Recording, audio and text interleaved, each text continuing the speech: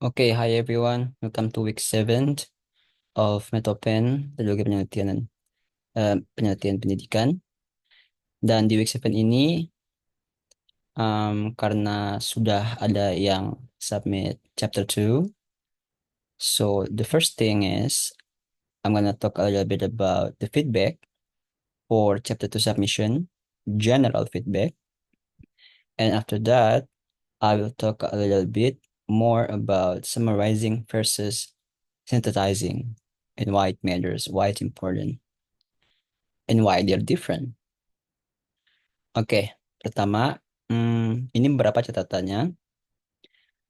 Pay attention to how you structure your lit review.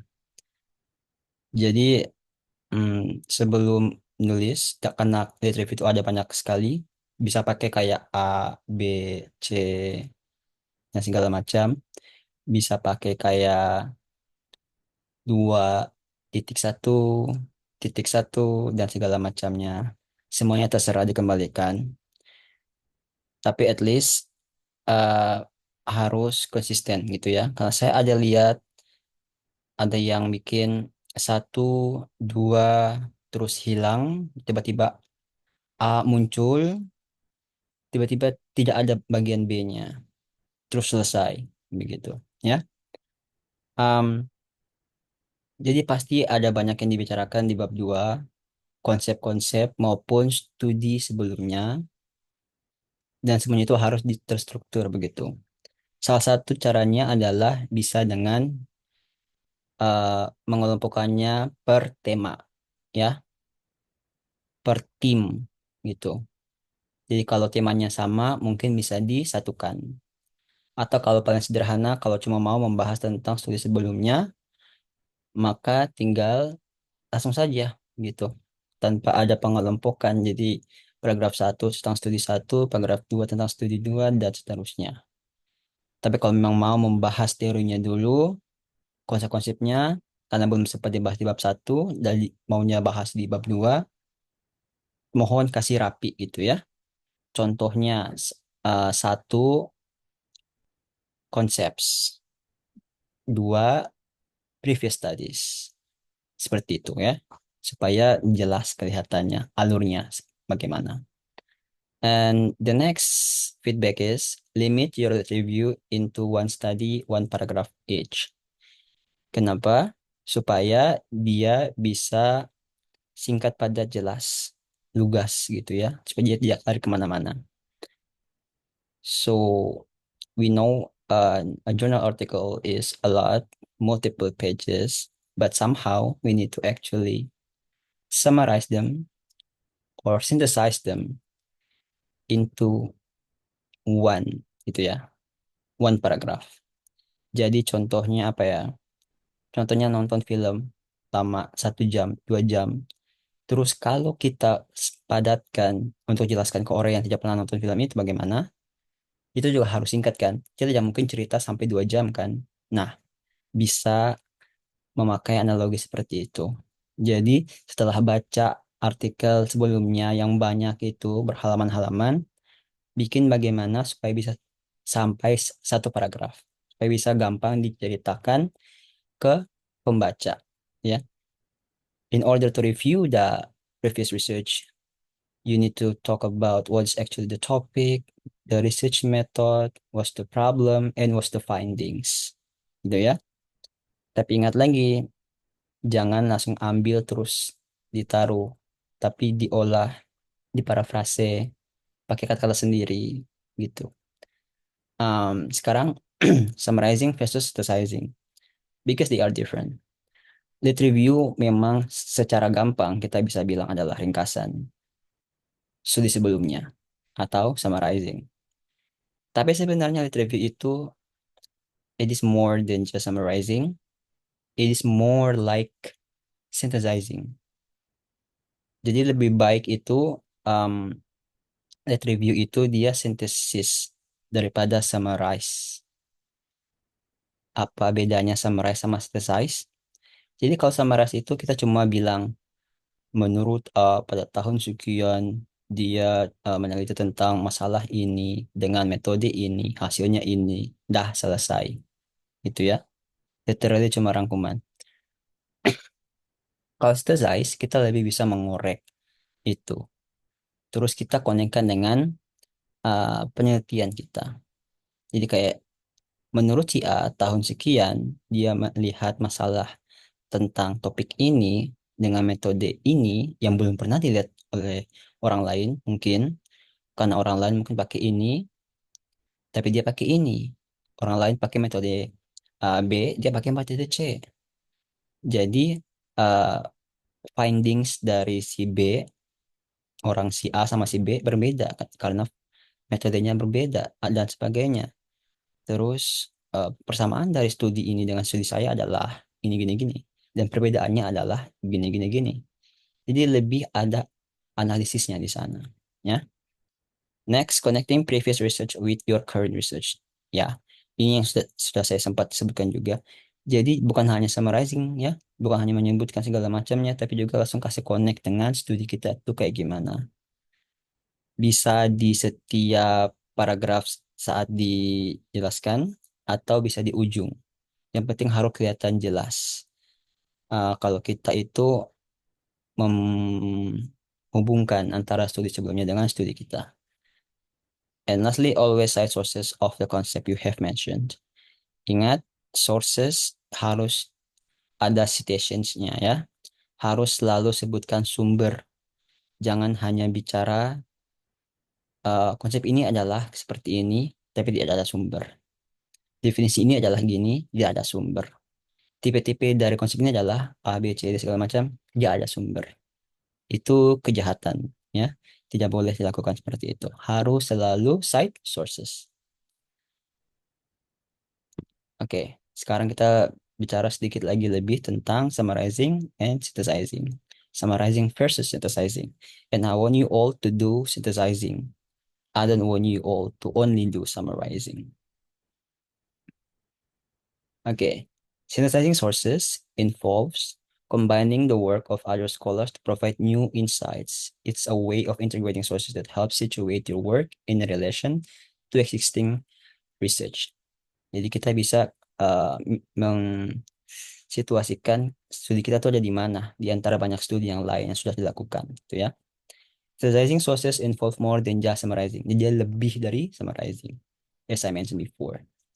You must emphasize how each source contributes to current debates, highlight points of disagreement, putting sources in conversation with each other.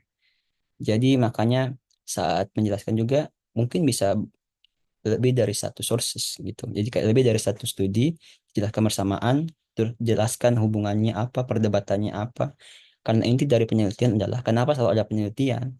Karena para peneliti selalu berbeda pendapat, kan selalu berbeda hasil penelitian, gitu ya. Makanya selalu ada penelitian dan penelitian yang akan pernah berakhir. And next, you might suggest sources in your review to give an overview of the field or throughout your research paper when you want to position your work in relation to existing research. Karena selalu saya bilang, ini adalah conversation.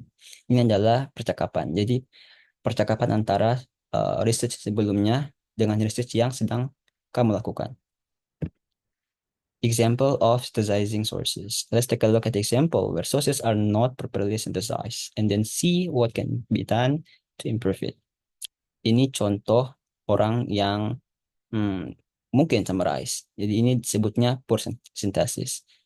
Sintesis yang kurang baik ya. Lenberg ini autornya, researchernya. Lenberg 1967 theorized that language acquisition could occur only within a critical period of development between infancy and puberty. Jackson and Newport 1988 have researched the capability of young people to learn a second language.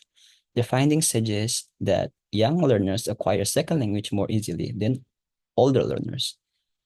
Seppens, Van Hout, and Van der Zelk 2022 have found that age and language dissimilarity play a role in adults' abilities to acquire second language.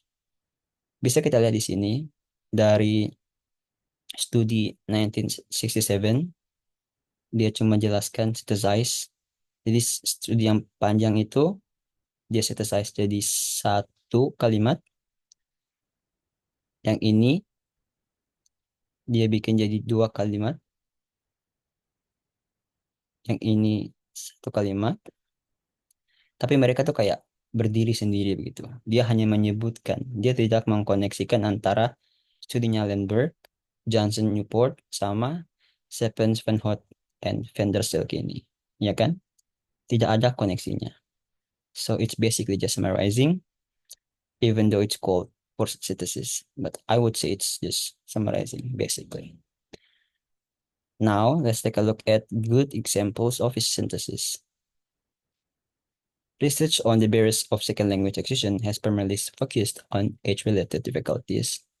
Building on Lindbergh's 1967 theory of a critical period of language acquisition, Johnson and Newport 1988 tested Lindbergh's ideas in the context of second language acquisition. The research seems to confirm that young learners acquire second language more easily than older learners. Recent research has considered other potential barriers to language acquisition. Stephens, Van Holt, and Van der Sel, 2022, have revealed that the difficulties of learning a second language in an older age are compounded by the similarity between a learner's first language and the language they aim to acquire. Further research needs to be carried out to determine whether the difficulty faced by adult monoglot speakers is also faced by adults who acquire second language during critical period. Kita lihat di sini, walaupun source-nya sama, tapi cara dia menyampaikannya berbeda. Kan? Dia kasih intro dulu di sini, baru dia masuk ke sini. Dan word choice-nya beda, jadi jalan ceritanya juga beda. Building on, jadi memang dia ambil dari Lindbergh ini sebagai awalnya. Jadi mulai dibangun dari Lindbergh punya teori kayak gimana, ya. Terus kemudian pada tahun sekian Johnson sama Newport ini mencoba mengetes si teorinya Lindbergh, terus menemukan hasilnya seperti apa. Terus dia lanjut research yang paling baru-baru ini dari Stephens, Van Hout, dan Van der Stilk ini menemukan bagaimana, gitu ya. Terus dia konekkan further research, berarti penelitian selanjutnya harusnya itu cari atau melihat di bagian mana. Now this is a good synthesis. Nanti bisa dibolak-balik saja, di post di screenshot atau gimana, terus melihat bedanya. Because they look different, right?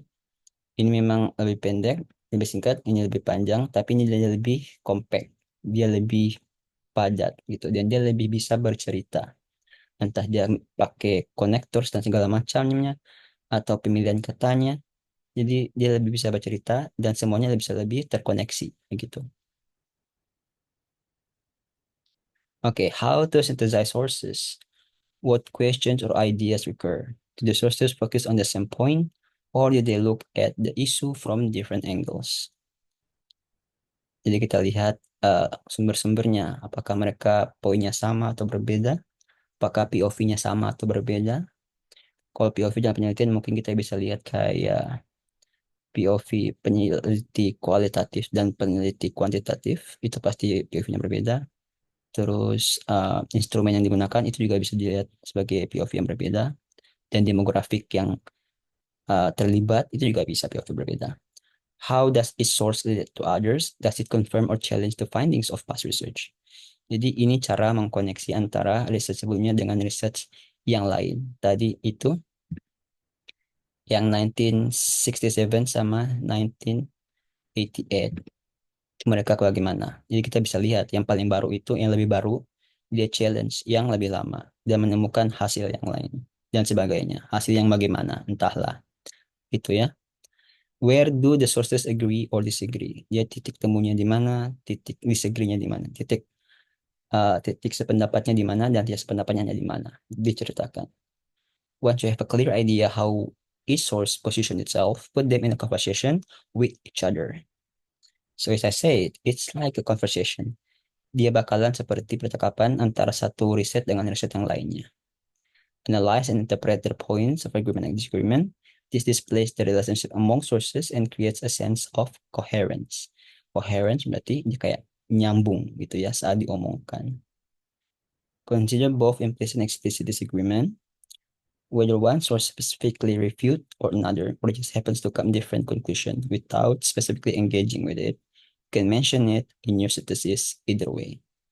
Jadi implicit dan explicit. Explicit itu berarti dia tertulis, bisa terlihat. Implicit berarti dia mungkin tidak setuju, tapi tidak bilang secara terang-terangan, gitu ya.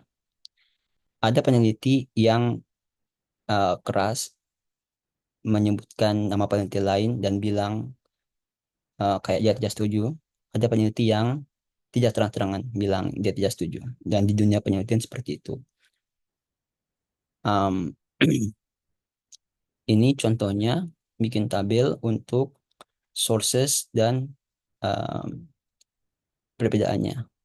Kalau approach, nah approach si 1967 gimana, 1988 gimana, 2022 gimana. Jadi bisa dikelompokkan begitu. Ini mirip saja seperti mind mapping, tapi ini bagi dalam bentuk tabel. Ini supaya lebih rapi. Jadi kalau contohnya reviewnya ada 4 studi yang mau dibahas, kita bisa taruh 4 studi di sini, berarti ada 4 nama di sini. Kalau 5 lanjut 6, 8 dan seterusnya.